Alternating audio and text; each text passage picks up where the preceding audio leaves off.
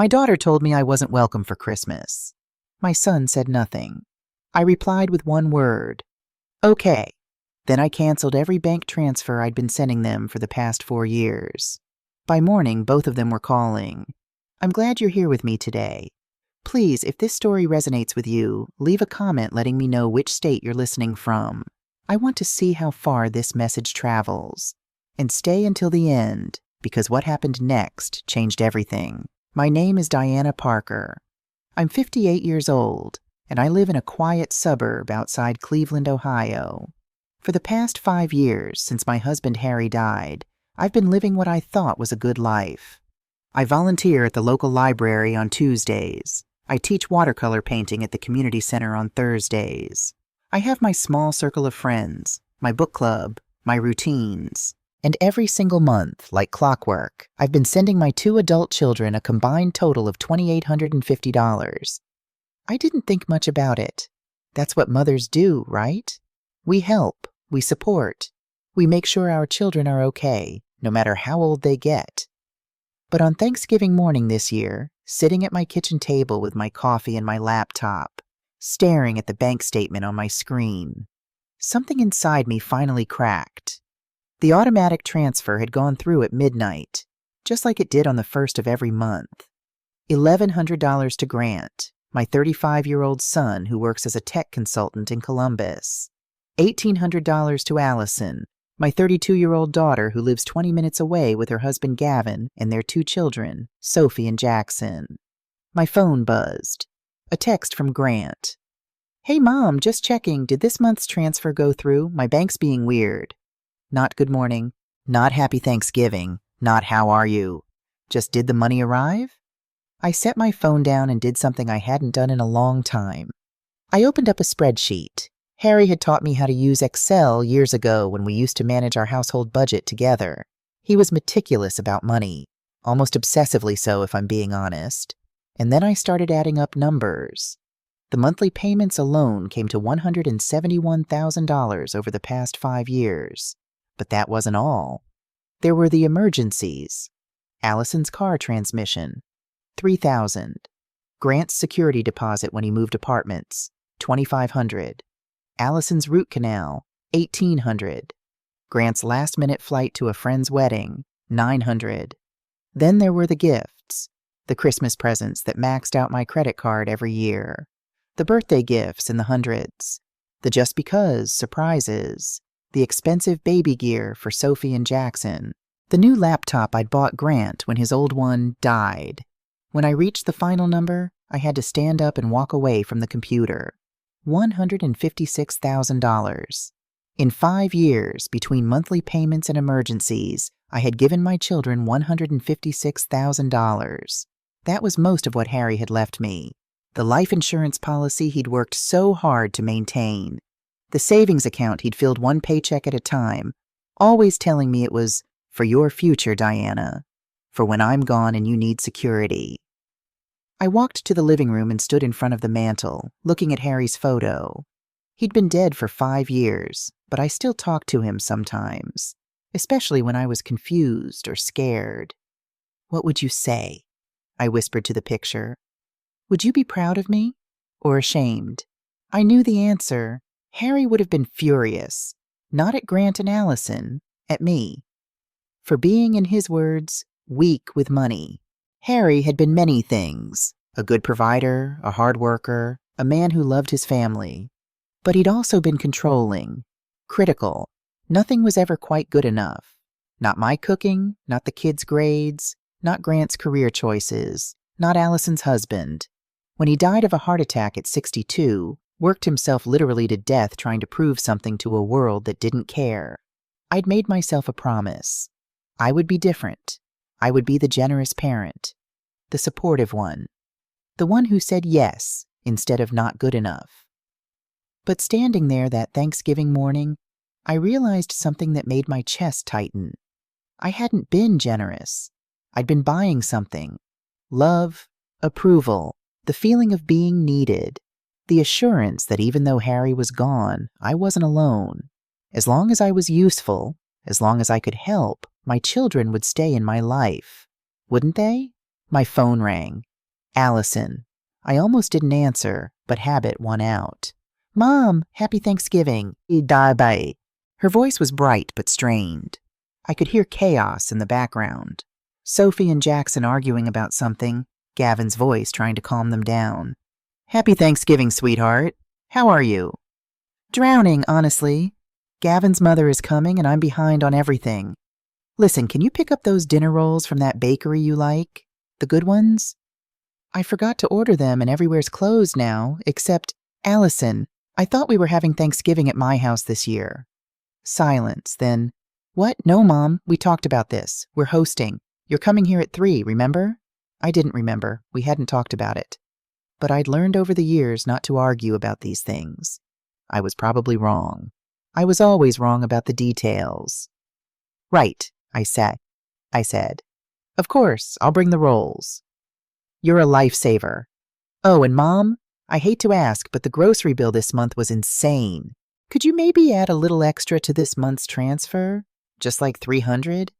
The kids need winter coats, and I'll see what I can do. Thanks, Mom. You're the best. See you at 3. She hung up before I could say I love you. I stood there in my kitchen, holding my phone, and that's when I noticed my hand was shaking. Thanksgiving at Allison's house was worse than I'd anticipated. I arrived at 2:45 with the expensive dinner rolls, $38 for a dozen, and gifts for Sophie and Jackson. Just small things, books I'd found at a local shop, but they'd still cost me $70 total. I knew Allison would say I shouldn't have, but I also knew she'd be disappointed if I showed up empty-handed. Gavin answered the door. He's a tall man, mid-30s, handsome in that generic way. He works in sales for a medical supply company, though his hours and income seem to fluctuate wildly. Diana, hey. He took the bag of rolls without really looking at me, already turning back toward the kitchen. Allison's having a meltdown. Fair warning. The house was beautiful chaos. They'd bought this place 3 years ago. I'd helped with $5,000 toward the down payment, though that was supposed to be a loan. The open-concept living room flowed into a kitchen with granite countertops and stainless steel appliances. Through the back window, I could see the beginning of what looked like a swimming pool installation. A swimming pool. Mom, Sophie, 8 years old, crashed into my legs. Grandma Diana, did you bring us presents? Sophie Manners, Allison called from the kitchen, not looking up from whatever she was doing. Hi, Mom. Thanks for the rolls. Can you watch the kids for like 20 minutes? I'm drowning here, and Gavin's useless. I wanted to say, this is my first time seeing you in 3 weeks. Maybe we could talk for a minute. Maybe you could ask how I'm doing. Instead, I said, of course, sweetheart. The next 3 hours passed in a blur of noise and obligation. I played with Sophie and Jackson in the living room while Allison and Gavin's mother, a brittle woman named Patricia who'd never warmed to me, held court in the kitchen. Grant was supposed to come, but texted at the last minute that he was stuck in Columbus with work. Dinner itself was fine. The food was good. Sophie chattered endlessly about school. Jackson, 5 years old, kept kicking the table leg in a rhythm only he could hear. But I noticed something. Allison barely spoke to me. When she did, it was transactional. Mom, can you pass the salt? Mom, Sophie needs more turkey. Not once did she ask me a question. Not how have you been? Not what's new? Not Mom, I've missed you. After dinner, while clearing plates, I overheard Allison on her phone in the hallway. I wasn't trying to eavesdrop. The house was just small enough that voices carried. No, she came through with the rolls. Yeah, she'll cover it. She always does. I know, but what am I supposed to do? Gavin's commission check was half what we expected. She was talking about me. About money. Not to Gavin, to someone else. When I walked past with a stack of plates, she quickly said, Gotta go, talk later, and hung up. At 7, I started gathering my things to leave. Sophie hugged me goodbye, then said something that stopped me cold. Grandma, Daddy said we're getting a pool next summer. You should come swim with us. I looked at Allison. She looked at Gavin. Gavin looked at his phone. That's not definite yet, Sophie, Allison said quickly. Don't get ahead of yourself. But I'd seen the construction in the backyard. The pool wasn't a maybe. It was already happening, and I'd given them $1,800 last month because Allison said they were struggling to pay for Sophie's braces. I drove home in silence, my hands gripping the steering wheel too tight. At a red light, I pulled out my phone and looked at my text thread with Allison. I scrolled back, looking at our last 10 conversations. Every single one included a request for money. Every single one. When I got home, I did something impulsive. I texted Allison, "I'd love to host Christmas this year. I'll do all the cooking. You just bring the kids and relax." I sent it before I could second-guess myself. Her response came 20 minutes later. "Mom, we need space this year. Just our immediate family. Please don't make this difficult. We'll see you after the holidays." I read it 3 times. Then I texted Grant. "Did you see Allison's message about Christmas?" 6 hours later, he finally responded. "Yeah, maybe give them space, Mom. Everyone's stressed." Not, "That's terrible, I'll talk to her." Not, "Come spend Christmas with me." Just maybe give them space. I sat on my couch, in the house that was too big for one person, and I opened my Notes app. I scrolled through every conversation I'd had with Grant and Allison over the past 6 months. 15 interactions with Allison. 14 included money requests. 12 interactions with Grant. All 12 included money requests. I couldn't remember the last real conversation I'd had with either of them. The kind where we talked about our lives, our thoughts, our feelings. Where they asked about me not because they needed something, but because they cared. That night, I couldn't sleep. I lay in bed, staring at the ceiling, and I thought about Harry. About how he'd worked 60-hour weeks for 30 years. About how he'd died at his desk, literally. About how in his last year he told me he was tired. So tired. But he couldn't stop because the kids need college funds and we need retirement savings. And what if something happens to me? Something did happen to him. His heart gave out. And I'd taken the money he died earning and I'd given it away, month after month, to children who couldn't be bothered to ask me how I was doing. At 2 a.m, I got up, made tea, and opened my laptop. I looked at my bank account. Really looked at it. When Harry died, the life insurance and his pension had left me with just over $200,000, plus our paid-off house. I'd felt secure, safe. Now, I had $43,000 left. $43,000 at 58 years old. My hands started shaking again. I pulled up my banking app, found the automatic transfer section, hovered my finger over the cancel button. What if this ruins everything? What if they never speak to me again? But another voice, quieter, asked, "What if they're only speaking to me now because of the money?" At 2:47 a.m. on the Friday after Thanksgiving, I canceled both automatic transfers. Then I texted Allison back. Just one word. Okay. I didn't feel angry.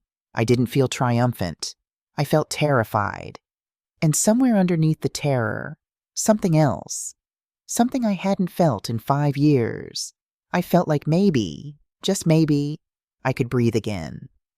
The silence that followed was deafening. For the first 48 hours after I canceled those transfers, nothing happened. No calls, no texts, no panicked messages asking what was wrong. I checked my phone approximately 60 times a day. Every notification made my heart jump, but it was never them, just spam emails, notifications from my book club, a reminder about my dentist appointment. On Saturday, I tried to distract myself. I went to the grocery store and bought only what I needed for one person, something I still wasn't used to after 5 years of widowhood. I cleaned the house, even though it was already clean. I started a new watercolor painting and abandoned it after 20 minutes because my hands were shaking too badly. By Sunday evening, I was second-guessing everything. What if there was an emergency? What if Grant really did need that money for rent? What if Allison's family was actually struggling and I just made everything worse? I pulled up the banking app 3 separate times, my finger hovering over the button to reinstate the transfers. Each time I thought about that text message. We need space this year. Each time I closed the app. On Monday morning, my phone rang at 6 a.m. Grant. I sat up in bed, my heart pounding, and stared at his name on the screen. For a moment, I considered not answering. But that's not who I am. I've never been able to ignore my children. Hello? Mom? His voice was tight, controlled, not angry yet, but close. We need to talk. Good morning, Grant. How are you? How am I? A bitter laugh. Well, my rent check just bounced, so I've been better. What's going on? I took a breath. I'd practiced this. I'd rehearsed it in my head 100 times. I've made some financial changes. Financial changes. He repeated the words slowly, like he was trying to understand a foreign language. Mom, I budget around that money.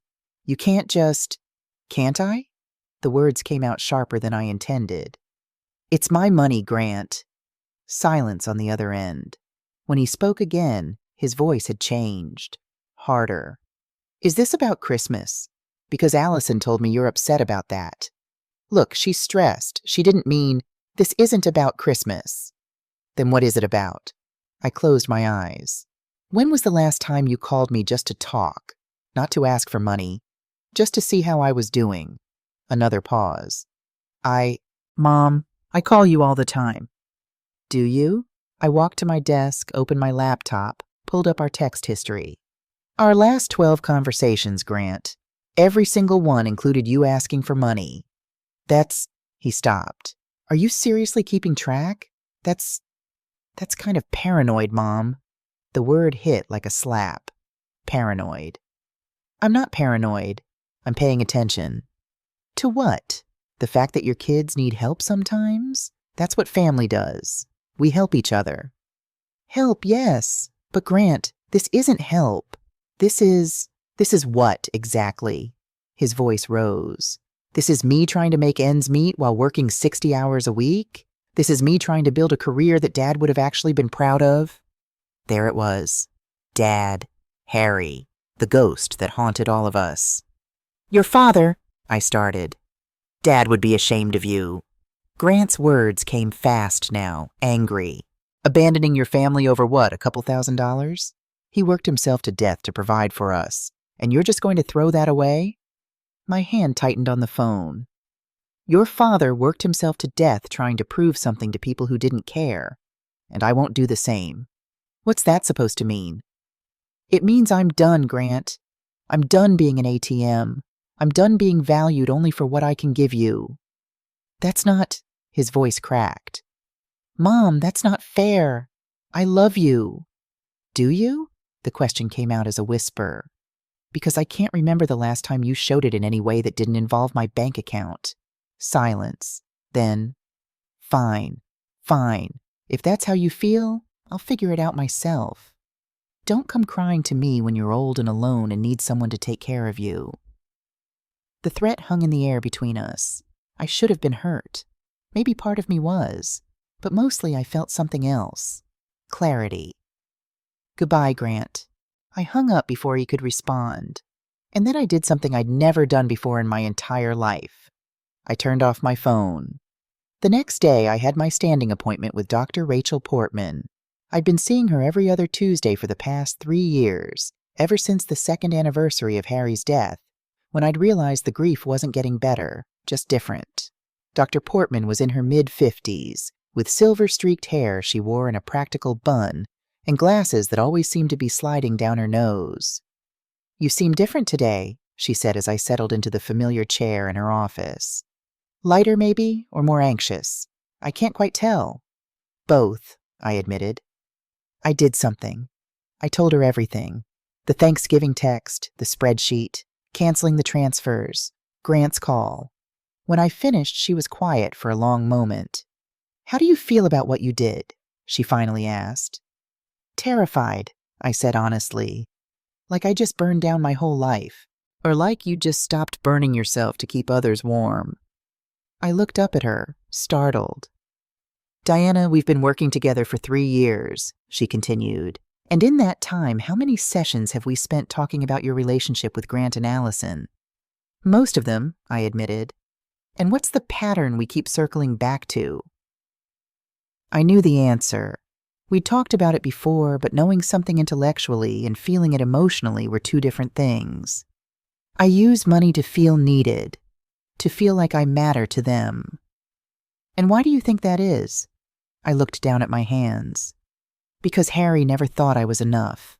No matter what I did, it wasn't good enough. I was too soft, too emotional, too frivolous with money. The kids' grades weren't high enough. Grant's career choices weren't ambitious enough. Allison married the wrong person. And when Harry died, I tried to be the opposite, the yes parent, the generous one, the one who didn't criticize or demand or expect anything. Except you did expect something, didn't you? The question felt like a knife, gentle but precise. I expected them to love me, I whispered. They probably do love you, Diana. But you've taught them that your love comes with a price tag, and they've learned to pay it, not with affection or time or genuine connection, but by accepting your money. Do you see the transaction? I did. God help me, I did. So what do I do? I asked. I've already canceled the payments. Grant basically told me to drop dead. Allison hasn't even called yet. What do you want to do? I thought about it. Really thought about it. I want to know if they love me without the money, I said finally. I want to know if I matter to them as a person, not just as a bank account. That's a fair thing to want, Dr. Portman said. But Diana, you need to prepare yourself for the possibility that the answer might hurt. That evening, my sister Ellen showed up at my door unannounced. Ellen was 2 years older than me, lived in Toledo, and was my complete opposite in almost every way. Where I was soft, she was steel. Where I avoided conflict, she ran toward it. She'd been widowed too. Her husband Frank had died of cancer 7 years ago, but she'd handled it differently than I had. She'd sold their house, traveled to Ireland by herself, taken up kayaking at 60 years old. We'd had a falling out about 2 years ago. She'd said something about Grant using me, and I'd defended him, and we'd both said things we regretted.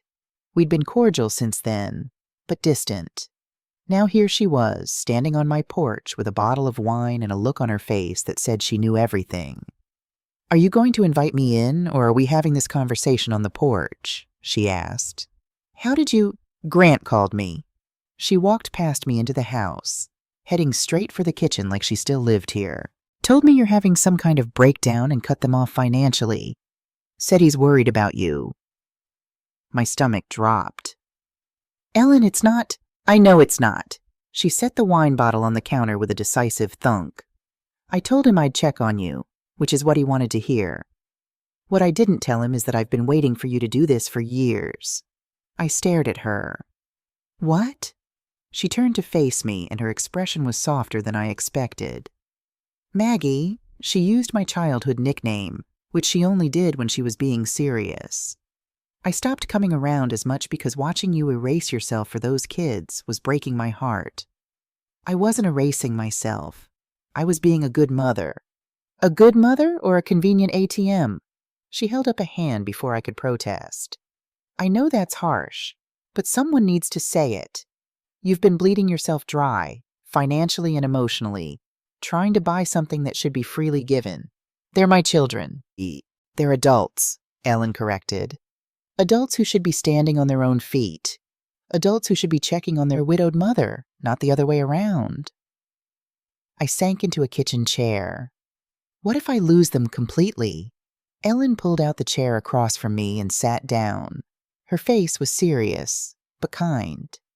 Then you'll know the truth. And Maggie, the truth, however painful, is freedom. Easy for you to say.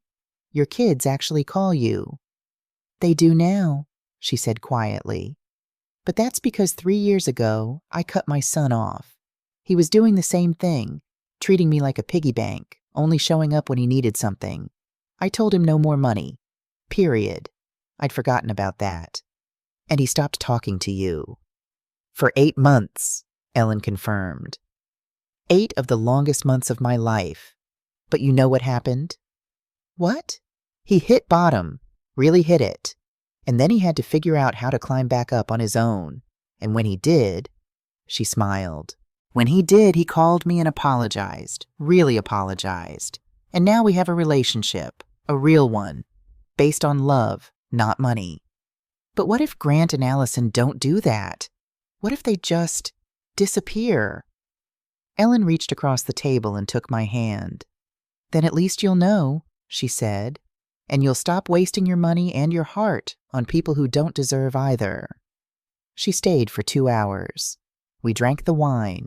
We talked about everything and nothing. About Harry and Frank, about growing old, about what we wanted from the years we had left. When she finally left, she hugged me at the door. I have a friend, she said, a lawyer named Patricia Brennan. She specializes in estate planning and elder law. I think you should talk to her. Ellen, I'm not elderly. No, but you're vulnerable.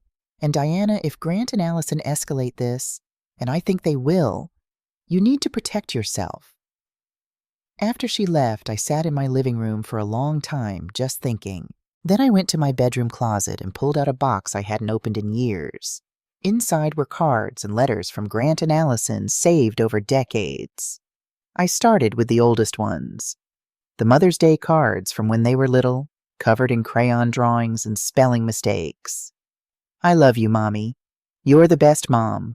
Hearts and flowers and stick figure families. Then the teenage years. Still handwritten, still personal. Memories of trips we'd taken, inside jokes, genuine affection. But somewhere around their mid-20s, the tone shifted. The cards became generic. Hallmark sentiments that could have been written to anyone. Thanks for all you do. You're always there for us. Hope you have a great day. And then, in the past 3 years, the physical cards had stopped altogether. Allison sent e-cards now, the free kind you could select and send in 30 seconds.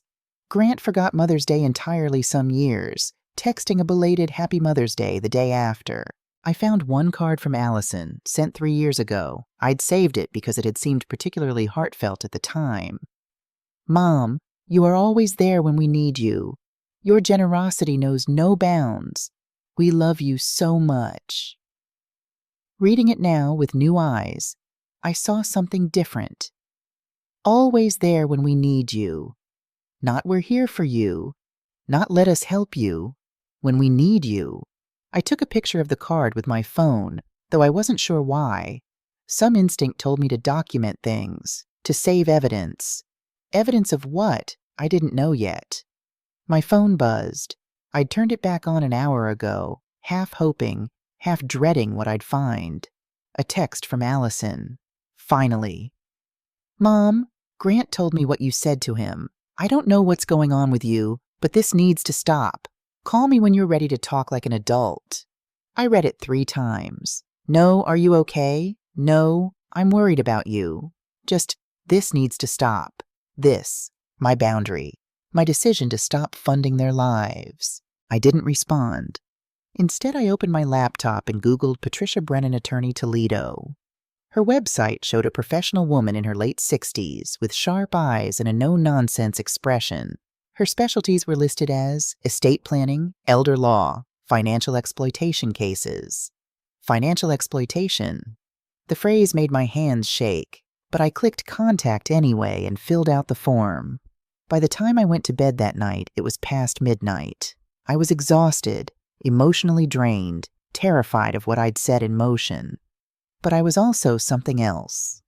For the first time in 5 years, I was choosing myself. And that felt like the beginning of something. I just didn't know yet if it was the beginning of freedom or the beginning of the end. Patricia Brennan called me back the next morning. Her voice was brisk, efficient, the kind of voice that didn't waste time on pleasantries but somehow wasn't unkind. Mrs. Parker, I reviewed the information you sent in your contact form. Can you come to my office today? I think we should talk as soon as possible. Is it that urgent? I asked, surprised. When adult children start coordinating stories about a parent's mental state, she said carefully, it's best to get ahead of it. 2 hours later, I was sitting in her office in downtown Toledo. Patricia Brennan was exactly as her photo suggested, late 60s, steel gray hair cut in a sharp bob, eyes that missed nothing. Her office was lined with law books and framed degrees, but there was also a photo on her desk of her with 2 young women, probably granddaughters. She reviewed the documents I'd brought, the spreadsheet of payments, the text messages, the progression of Mother's Day cards. $156,000, she said finally, setting down her reading glasses. Over 5 years. Mrs. Parker, do you understand that under Ohio law this could qualify as financial exploitation? But I gave it willingly. Under emotional manipulation and undue influence. She tapped Allison's Christmas text. This kind of verbal abuse combined with systematic financial demands creates a pattern that courts recognize. My stomach tightened. I'm not trying to press charges or anything. I just wanted to protect myself going forward. I understand, but I need you to understand the landscape we're operating in. She leaned back in her chair. Your children know you're vulnerable. They know you're alone. They know you're afraid of losing them. And whether consciously or unconsciously, they're using that knowledge. They're not bad people, I said quickly. They're just struggling? Patricia's expression softened slightly. Mrs. Parker, I've been doing this for 30 years. I've seen good people do terrible things when money is involved. The question isn't whether they're bad people. The question is, what are you going to do to protect yourself? She outlined a plan, a new will with specific conditions, a separate bank account they didn't know about, documentation of every interaction going forward, and if they escalated, if they made threats or filed any kind of legal action, we'd be ready. You think they might? I asked. I think people who are losing a steady income stream of $2,850 a month will do whatever they think they need to do to get it back. I left her office with a folder full of documents to review and sign. My hands shook as I drove home. That evening, as I was making dinner, just a simple salad for one, I heard a car in my driveway. Through the window, I saw Grant's Honda Civic. My first instinct was panic. Should I not answer? Should I call someone? But this was still my son. Whatever else was happening, he was still my son. I opened the door. Grant stood on my porch, and I almost didn't recognize him. He'd lost weight.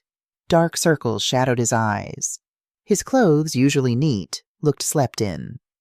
Mom, he said, can we talk? Just talk? I hesitated, then stepped aside. Come in. We sat in the living room, the same room where he and Allison had grown up, where we'd opened Christmas presents and celebrated birthdays and had family movie nights. The weight of all those memories hung between us. I know about the lawyer, he said finally. Allison talked to Aunt Ellen, who mentioned you'd contacted Patricia Brennan. Of course, Ellen had told them. She probably thought it would scare them into backing off. I'm just protecting myself, I said. From us? His voice cracked. We're your children, Mom, not criminals. Grant, no, let me... He ran his hands through his hair, a gesture so familiar from his childhood that my heart ached. I need to tell you something, about why I need the money. I waited. I didn't want to tell you before because I was ashamed, but Dad was right about me. I am a failure. Grant, your father never said. He didn't have to say it. I saw it in his eyes every time I told him about a new job, a new plan, a new idea. Nothing was ever good enough. Remember when I wanted to be a teacher? He said that was wasting my potential. When I got into tech, he said I was selling out. When I tried to start my own business... What business? Grant looked at me, and I saw something in his eyes I hadn't seen since he was a little boy. Fear. 2 years ago, I started a consulting firm. Tech consulting for small businesses. I thought if I could make it work, if I could build something of my own, Dad would finally be proud. Even though he was dead, I wanted... His voice broke. I wanted to prove him wrong about me. Oh, Grant. I took out loans. Serious loans. I used projected earnings, told the lenders I had family backing. I didn't technically say you co-signed, but I implied. I made them think your assets were collateral. My blood went cold. What? The business failed 6 months ago. I've been hiding it. Kept the website up, kept pretending. But the loans are coming due. I owe $87,000 to creditors who think they can come after you if I default. I stood up, needing to move, needing to breathe. You used me as collateral without telling me? I thought I'd pay it back before you ever knew. He stood too, his hands shaking. I thought I'd succeed and you'd never have to know I'd failed again. Again? Mom, every job I've ever had, every relationship, every plan, I've failed at all of it. The only thing I've been good at is disappointing people, especially Dad. The anguish in his voice was real. I could hear it, but I could also see the manipulation in it, intentional or not. So the monthly money, I said slowly, it wasn't for rent. Some of it was, but mostly, he couldn't look at me. Mostly it was to keep the creditors at bay, make minimum payments, buy time. And the guardianship petition that Allison mentioned you were considering filing? His head snapped up. How did you— Is that your plan? Have me declared incompetent so you can access what's left of my money to pay your debts? No, Mom, no. That was— He stopped. Allison suggested it. She said if we could just manage your finances for a while, help you budget better, we could all get through this together. Together, I repeated, while I'm declared mentally unfit to manage my own affairs. It sounds bad when you say it like that. How else should I say it? Grant sank back onto the couch, his head in his hands. And then he did something I hadn't seen since Harry's funeral. He started to cry. Not gentle tears, but great heaving sobs that shook his whole body. I can't lose you too, he choked out. I lost Dad and I never got to make him proud, and now I'm losing you and I can't do this. Every maternal instinct I had screamed at me to comfort him, to say it would be okay, to write a check and make it all go away. Instead, I sat down next to him, not touching, and said quietly, I'm not the one you're losing, Grant. You're losing yourself. And I can't fix that for you. I'm asking for help. No, you're asking me to enable you. There's a difference. He looked up at me, his face blotchy and wet. So what am I supposed to do? Declare bankruptcy. Face what you've done. Get therapy for this thing with your father. Build a real life, not one based on trying to impress a dead man or funded by a widow's life insurance. Everyone will know I failed. Everyone already knows, Grant. You're just the last one to admit it. We sat in silence for a long moment. I'm not giving you money, I said finally. Not now, not later. If creditors come after me, I have a lawyer. I'll handle it. But I can't save you from this. Don't you love me? The question was a dagger, perfectly aimed. I love you enough to let you fall, I said, because that's the only way you'll learn to stand up. He left without another word. 3 days later, the courier arrived. I signed for the envelope, brought it inside, and stared at it for a full minute before opening it. Petition for guardianship. Grant Parker and Allison Alexander, petitioners. Diana Parker, respondent. My hands went numb as I read. They were claiming I had diminished cognitive capacity, risky financial decisions, and self-neglect. They had supporting documentation, an affidavit from a Dr. Michael Torres stating that based on conversations with my children, he had concerns about my mental state. But as I read further, my stomach dropped. Some of it was true. I had missed my dentist appointment last month. I'd forgotten about it completely until they'd called to charge me the cancellation fee. I had bounced a check to my gardener. It had been a bank error, eventually corrected, but it was on record. And yes, I had cut off financial support to my children without warning and accused them of manipulation without evidence. They'd taken real things, small mistakes, moments of stress-induced forgetfulness, and twisted them into a narrative of incompetence. I called Patricia Brennan immediately. They filed it, she said, no surprise in her voice. I was expecting this. The question is, how sophisticated is it? I read her the details. That's more credible than I'd hoped, she admitted. They have just enough truth to make it believable. We need a neuropsychological evaluation immediately. Full battery of tests. We need to prove you're not just competent, but that these small incidents are normal age-related stress, not cognitive decline. What if— I couldn't finish the sentence. What if you're actually declining? Patricia's voice was gentle but firm. Diana, if that's true, then we need to know. But I've been talking to you for the past week. You're sharp, organized, clear thinking. I don't believe for a second that you're incompetent. But we need professional documentation. Dr. Sarah Mitchell's evaluation took 3 full days. Memory tests, cognitive processing assessments, executive function evaluations, questions about my life, my history, my decision-making processes. She was thorough, kind, and utterly professional. On the 3rd day, she delivered her findings. Mrs. Parker, you scored in the 95th percentile for your age group across all measures. Your memory is excellent. Your processing speed is above average. Your executive function shows no signs of impairment. The relief nearly knocked me over. What you are experiencing, she continued, is what I call adaptive awakening. You're emerging from a period of grief-induced fog and setting healthy boundaries. Your children have mistaken this newfound clarity for confusion because it doesn't serve their interests. So I'm not losing my mind. Not even close. But Diana, she leaned forward, you are experiencing situational stress, the forgetfulness, the bounced check. These are symptoms of being under enormous pressure, not of dementia. Anyone dealing with what you're dealing with would show the same signs. She handed me a thick report. This is my comprehensive evaluation. It will hold up in any court. But I need you to understand something. What your children are doing, filing for guardianship to access your finances, this is a form of financial abuse. That's the clinical term. They're not abusers, I said automatically.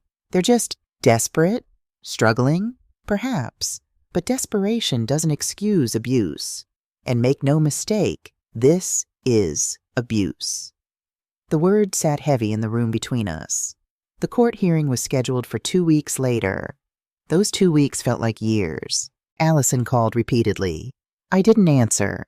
Grant sent texts that alternated between apologetic and threatening. I saved them all, forwarded them to Patricia. Then, 4 days before the hearing, my phone rang at 11 p.m. Gavin. Diana, his voice was strained. Allison's in the hospital. She's bleeding. We might lose the baby. I was in my car within 5 minutes. At the hospital, I found Gavin in the waiting room, looking destroyed. His mother, Patricia, sat next to him, stone-faced. Where is she? I asked. They're stabilizing her. Placenta previa, high-risk pregnancy. She needs complete bed rest for the duration, or— He couldn't finish. Sophie and Jackson were asleep on chairs in the corner, covered with Gavin's jacket. When they finally let me see Allison, she was pale, hooked up to monitors, her hand protectively over her stomach. Mom, she whispered when she saw me. I sat down next to her bed and took her other hand. The baby? I asked. Okay for now, but it's bad, Mom. Really bad. We sat in silence for a moment. I'm sorry, she said finally. About the petition, about all of it. I was scared and stupid and— Shh, we'll talk about it later. Right now, you rest. Will you stay? I looked at my daughter, really looked at her. She was 32 years old, pregnant with her 3rd child, facing a crisis that had nothing to do with money and everything to do with life and death. I'll stay, I said. And I did. But I didn't offer money. I didn't try to fix it. I just held her hand. The next morning, Gavin pulled me aside.